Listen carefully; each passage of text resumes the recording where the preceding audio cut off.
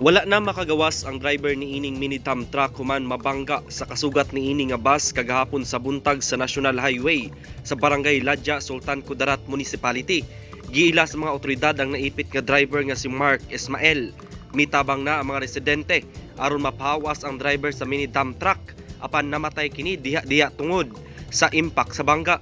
Sa mga kuwang hulagway, nagkatag sa kalsada ang mga buak nga windshield o ubang parte sa sakyanan. Sumala sa investigasyon sa kapulisan, padulong sa Cotabato City ang bus samtang padulong usab sa lungsod sa Pigkawayan North, Cotabato ang dump truck nga matod pa ni overtake kini sa gisundan nga motorsiklo apan misubay sa kasugat nga lane sa kalsada. Hinungdan nga nasungag ni ini ang bus.